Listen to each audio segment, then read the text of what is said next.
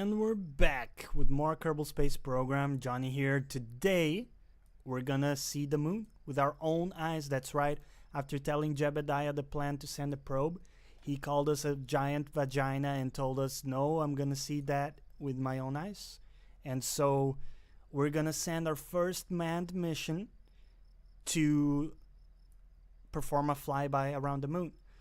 But first, we need to upgrade some of our buildings here, and I'll tell you why in a minute.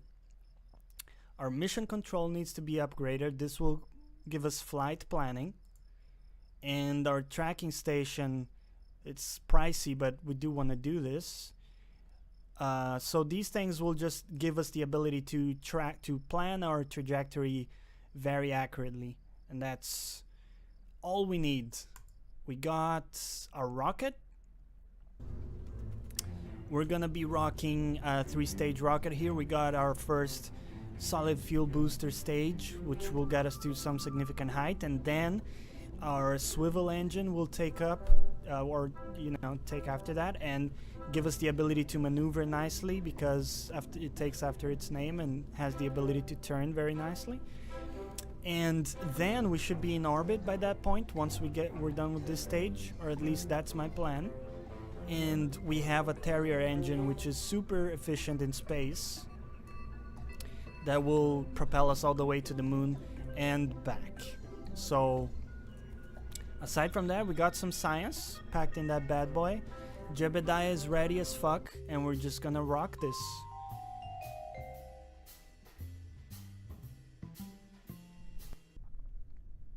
So SAS on, full throttle. Get a nice countdown here. 3, 2, 1, go. And we're off.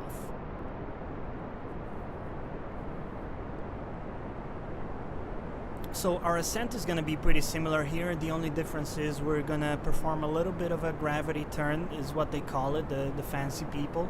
And that just means turning to the east a little bit.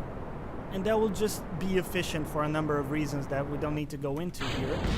But fuel-wise, it will save us some fuel. And, just think of it, the Earth is rotating at the same time we're going up, so it's, for a few factors, it's actually intelligent to do this, but we're just gonna trust in that. And aside from that, we have our run-of-the-mill ascent. We're gonna wait until we're 70 kilometers up, and we're gonna start expanding our orbit and get into a stable orbit. So turn SAS on and just wait until we're hitting that sweet spot there. In terms of fuel, I think we're doing okay. This stage is not going to be enough to get us into orbit, but we have plenty packed for our final stage here. We should be fine. Again, all we're doing is just having an encounter with the moon. Yeah, that sounds kind of dirty. We're just going to see the moon, say hi, grab some science around it, and come back. So now we just speed up a little bit until we're closer to our apoapse.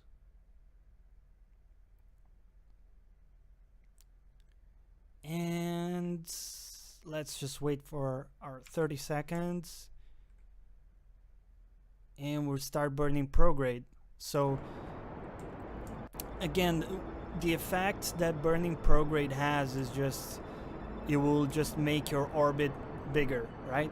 So, the view is confusing me a little bit there. And what we want to get here is a very circular orbit. We don't want one of those big kind of orbits where your apoapse is very different from your periapse. Our fuel is done in this stage, so we just switch to the next one, and we keep an eye on the numbers here. So again, the idea is that we're gonna have a nice and low circular orbit, and from there we're just gonna expand it until we get an encounter with the moon. And that's when some of the upgrades that we just got to our buildings will come into play heavily. So what I'll do here, I'll just stop throttle for a little bit because I see that our time to apoapsis is rising. That means that the highest point in our orbit is moving away from us, and that will just end up in a not very circular orbit. So we just wait for a little bit until we're closer. This should be fine, and we fire again. Keep an eye on our periaps.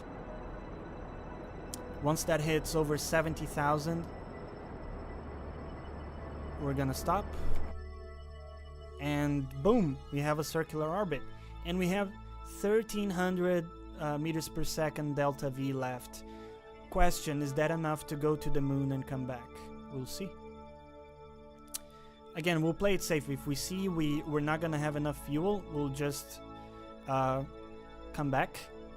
But let's take a look around. What do we have here? Because I don't think I've shown you what we have. We have the moon. Again, the mun, right? Very similar to our moon. And then further away, we actually have a second moon called Minmus. Quite far away. And if, of course, if we look even further, we have our sun. And the planets, they're very similar to, of course, to our own planets. They just have different names, and you know, they're a little bit different. But anyways, what we want to do here is go to the moon. So one of the things we've unlocked is the ability to set a target. So just like that, the game now understands that we were aiming for the moon, right?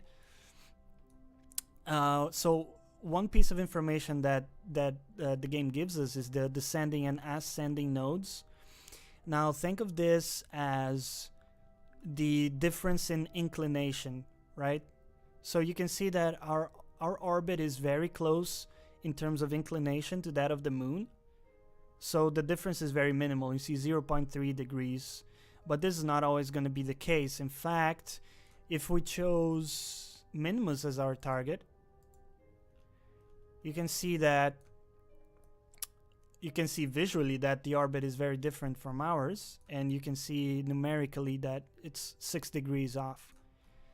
But that's, you know, that's for another day. Today we're going to the moon. And the other thing we've unlocked is the ability to click on any point of our orbit here, and we can either warp there, so we just time warp us to that spot, or we can add a maneuver node, which, you know, that's perhaps the most useful thing that we 100% needed here, because this will allow us to plan our trajectory, right? So this is saying at this spot we're gonna burn in these different directions that we can choose, and I have a little mod here that allows me to input numerical numbers and just control this a little bit better, because the UI is a little bit janky sometimes. But essentially what we want to do is, ooh, Game of Thrones is downloaded. Don't look at this. I download everything legally. Okay, you didn't see anything. Let's go back here. And what we want to do is, when we get to this point, we're going to just burn prograde. And what that's going to do is, again, as we've learned, it will just increase our orbit. So our apoapsis is going to rise. And we're going to increase it until we're kind of around the vicinity of the moon's orbit.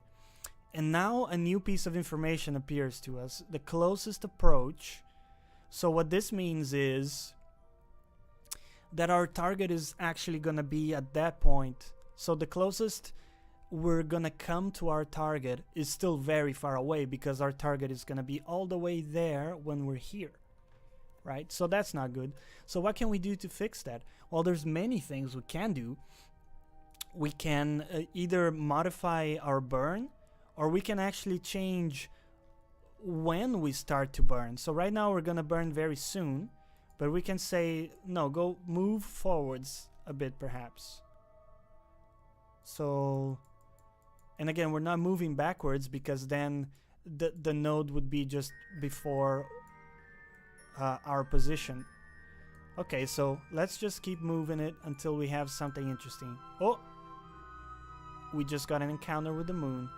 Let's move it a little bit more, see if we can. Again, just looking at the periaps there, that's how close we're gonna be to the moon. which is honestly not very close right now. So let's just try to tweak our burn here a little bit. Also, another thing to take into account, this number here is the amount of delta V that's going to take us to accelerate to the moon. So we want to keep that, you know, in a manageable interval, because again, we need a little bit of delta V after the maneuver to burn back into the atmosphere. So 1000 is technically enough. Oh, we got something better there. Okay. Oh, that's quite a bit better. We can even reduce our burn. Okay. So this is something I'm happy with. We're gonna be...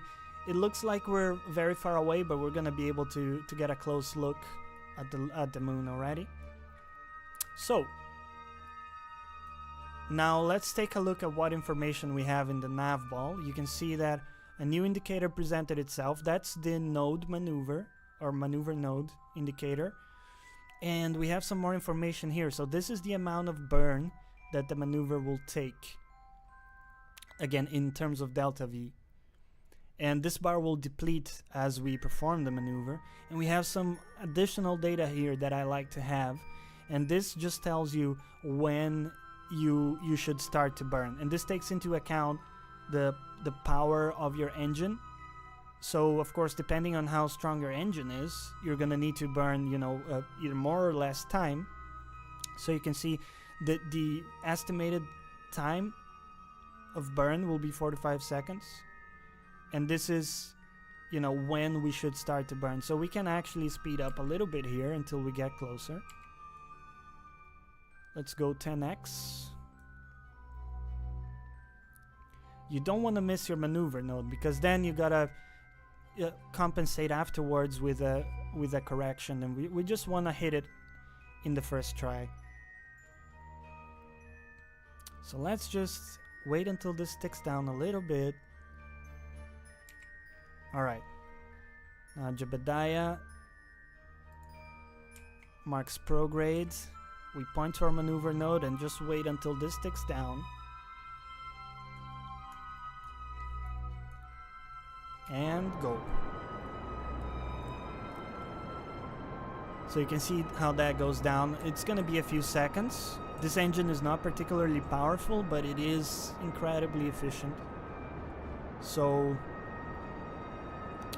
at this point, I'm pretty confident we're gonna be able to return home safely and grab the science from around the moon.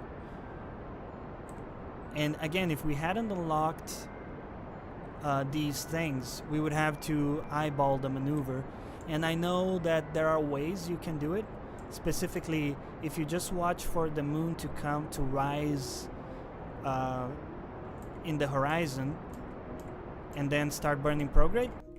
I know that that results into an encounter, but that just doesn't seem like something we can apply to other encounters, and I want to just show here how we're gonna go about all our other maneuvers.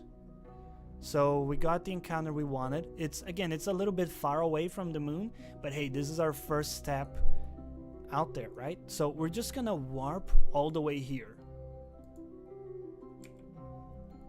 That's gonna take a while, but you can see the moon coming ever so slightly closer.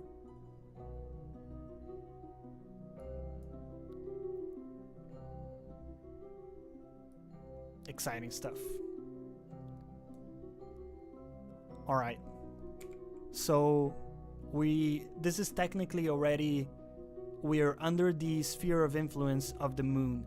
So actually the something maybe worth mentioning is that the game doesn't calculate the influence of many objects over you in terms of gravity. It only takes the closest object and then calculates the gravity based on that. So right now we only have to think about the moon, and what's gonna happen here is that we're gonna go like this. This is gonna be the closest point that we're gonna be to the moon, and then after this point we're gonna just return to an orbit around Kerbin, right?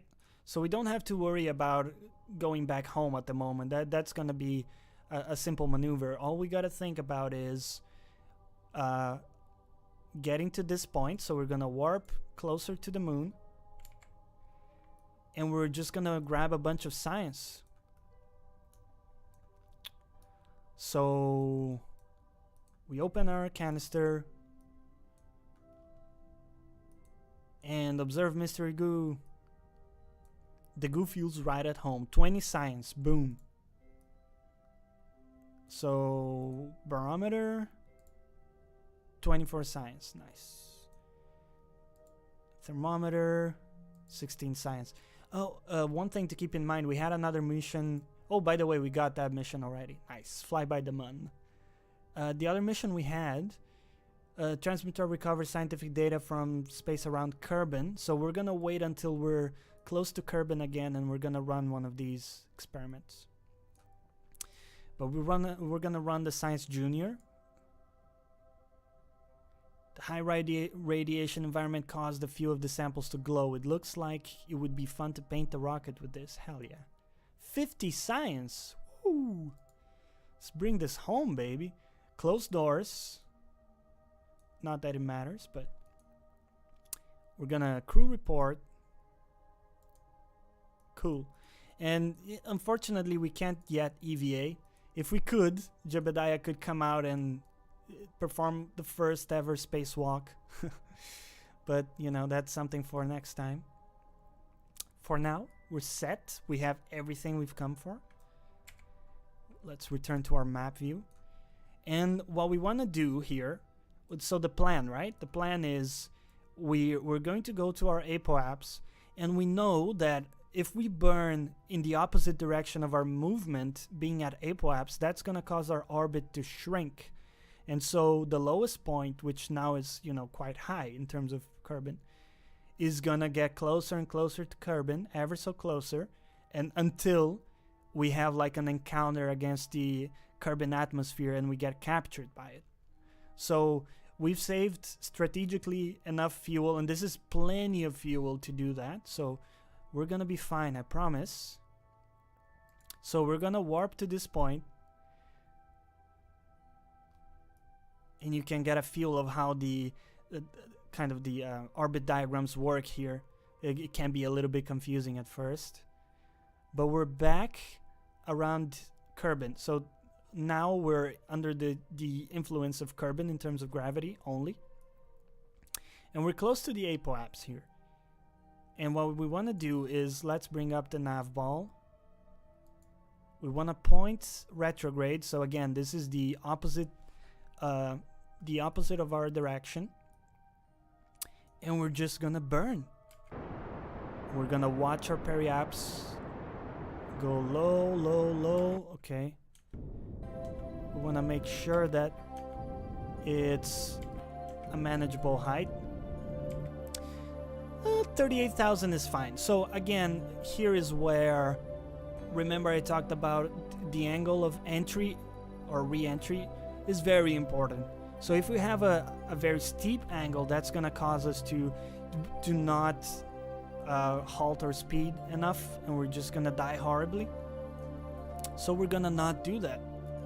And instead, what we're going to do is just first we can just quick save here in case I make a horrible human mistake, which can happen. And we're gonna warp all the way here.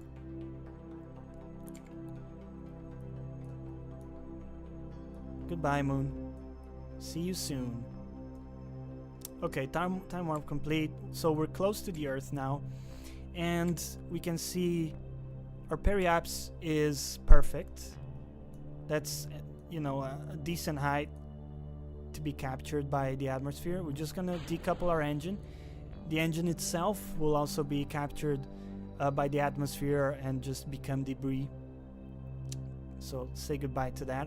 And now remember, to fulfill that mission, we had to grab some science from around Kerbin. So let's just log. Okay. Hopefully it doesn't show yet, but we need to actually land this thing. So let's close our materials bay, our service bay rather, and we're gonna have Jebediah point retrograde, and we're just gonna speed things up until we encounter the atmosphere.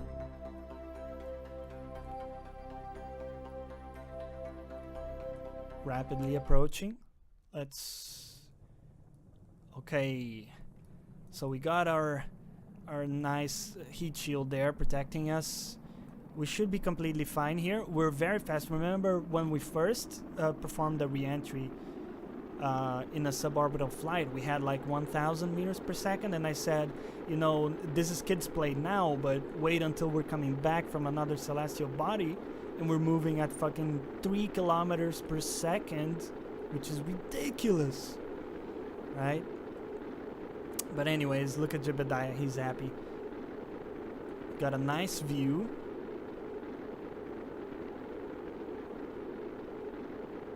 Oh, look at that. I swear this game is pretty cool sometimes when you can see the different galaxies and so on. Anyways, our speed is, you know, steadily halting.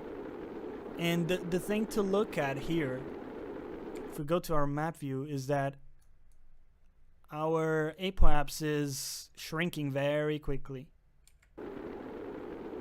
And what can happen sometimes is that if your angle is too shallow, you don't actually fall into the Earth, or Kerbin in this case, but you rather just go around one more time and then re-enter. Which, you know, that's not a big deal if that happens. In fact, I think that's happening. Yes, you can see our periapse is lower than our current altitude. That essentially means we're just gonna go around the Earth one more time. Which, you know, will take some patience. But Jebediah is a patient guy, and we got plenty to talk about here. Like, for example, what are we gonna do next? Well, I haven't given it too much thought, to be honest, but one thing that comes to mind is that I'd like to have some satellites, because I'd like to have the ability to send probes to places. And I think to do that, we're gonna need to, you know, have some satellites out there just to relay connections and make sure we don't lose connection when we don't have a direct line of sight with the Earth. So maybe we're gonna do some missions. I'm just seeing that we're actually going to re-enter. So that's gonna be great for us. But yeah, I'm thinking we start thinking about satellites. We create a small network of satellites, and then we can launch probes, and we try to land a probe in the moon, perhaps. It seems sensible to do that before using a Kerbal. You know, we don't want to lose any pilots. Of course, I've disabled respawn in the normal game. If you die, if one of your pilots dies, he respawns after a certain amount of days, which would be terribly immersion breaking for me. So this is permadeath here. If Jeb dies, he's dead, right? And I'm gonna control my urge to reload as much as possible, and you know, we're gonna stay real here. Real stakes, pretty mountains.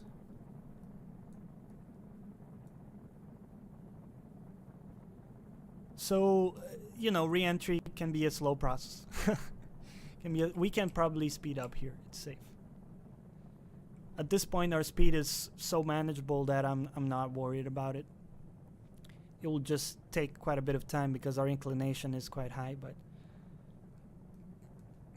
or low, I guess, depending on how you want to look at it. But yeah, we're gonna just ever so slowly come back to Earth here.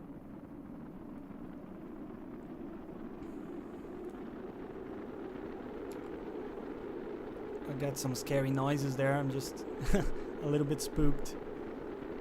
But we should be fine.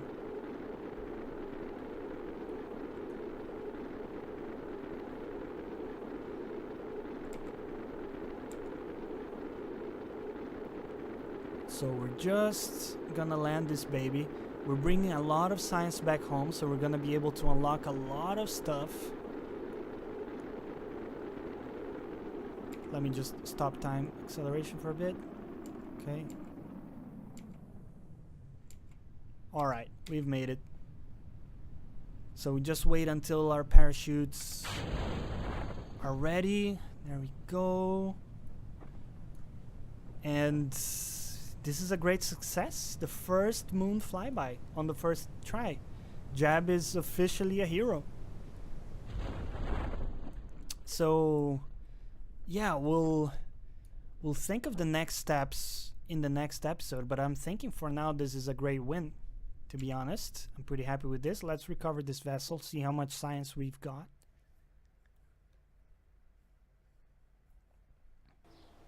And boom, 128 science. Damn. Nice. And Jab got 2 XP. Very nice. Okay. And we got quite a bit of money out of that too. Nice. Okay. Well, that was a win. So I'm gonna give it some more thought in terms of next steps here. But for now, thanks for watching, and I'll see you next time.